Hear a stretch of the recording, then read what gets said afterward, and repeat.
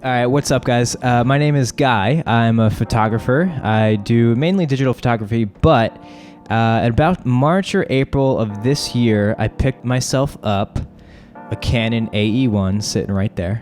Got it off eBay for like 137 bucks or something like that. I thought it was a great deal. And then what I actually ended up doing, I took a couple pictures of the camera because I didn't have film for it yet.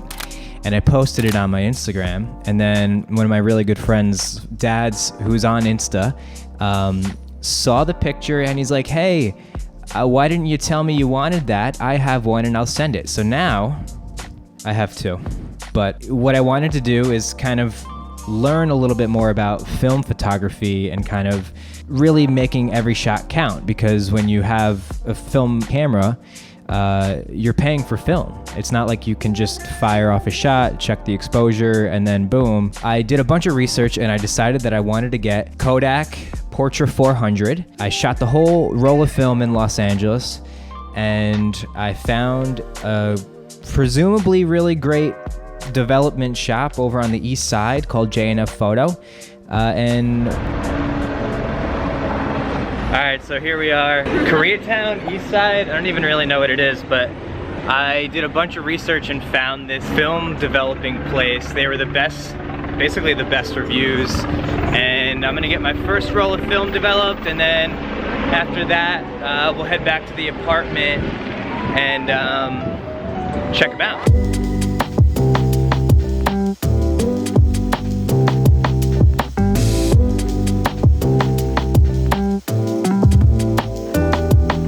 So just dropped off the film, and basically what they do is they offer Dropbox upload. You get the negatives, and then I also did one set of prints 4x6. So definitely super stoked to see it. We'll see you in a bit.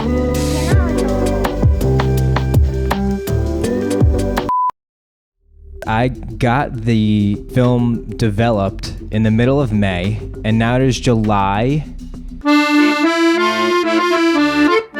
And to top it off, we're living in a new city. So let's dive in. Boom. Okay, not bad. All right, the grain is kind of dope. And I was nervous because a lot of people were posting, they were just super clean. But now that I'm looking at them a little bit closer, there's definitely a little bit of that film grain, which is great. And that's essentially why I wanted to do it. I didn't want to take a digital photo and then like add grain. So this is the first ever shot I took. And it's kind of cool. Obviously, this is just completely unedited. This is how they sent them to me. So we're going to be looking at the exposure, the colors, and whatever. I mean, this orange came out great. I mean, if you've ever been to Los Angeles, like this is the Vista Theater over in Los Feliz. When you look at film, a lot of film photos, most people are taking pictures of kind of just not mundane things, but more like everyday life types of things. So I didn't know what to take pictures of. So I don't know, we went to this like vintage theater and I took a picture of that and it looks all right. Ooh, that's a nice wide shot. With this shot, I actually experimented a little bit, and on film cameras, or whatever the speed that says on the box, that's what you set the camera to, right? But in situations where it's dark out and you don't want to drop the shutter past 1/60th, which is already pretty slow to shoot handheld, and you're wide open, there's not much that you can do. But if you look at the light meter and it's one full stop too dark, then you can drop the ISO one full stop to 200 ISO, and how it's processed, it will make the photo brighter. And I'm not going to go into that whole thing. So that's a little trick if you want to mess around with that. So anyway, going on. That's a cool shot. That one's cool. And then it kind of like it reflected the sign into the frame. That's kind of cool. I like that one. Oh, look, the little broken glass here. Cafe Vita. Here we are, Chinatown, Los Angeles. We actually got kicked out, which is kind of funny. But I didn't get that on video. We drove over to a secret spot, even though you can see the street name, but it's got a great view of downtown Los Angeles. This one's cool. These two guys, they were wearing masks. If you kind of look closely, just kind of chatting. They were smoking a little doobage on the top of the hill. And the sun was actually about to set. If you look kind of like on the right side of this building here, it's super low, but you can't really see it, obviously. Number one, because most sunsets in Los Angeles kind of suck, to be honest, because there's no clouds. But number two, also because with film, like, you kind of have to pick whether you want to focus more on exposing for the shadows or exposing for the highlights, which the highlights are where the clouds and like the sunsets usually sit. And I didn't want to darken these guys too much, so kind of went more with exposing for the shadows a bit. It's still a little bit dark, but I think it looks great. Ooh,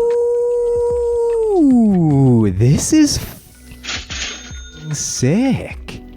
This is a great shot. It's that same day, right on Sunset in Echo Park, there's this American barbershop, and actually during Echo Park Rising, you can go there and they usually have like a whole DJ thing set up and like this stage that you can see kind of like just past the cacti behind the front desk here. Is that a piano? Anyway, and they kind of set up like this whole stage. This picture is great. I love this shot.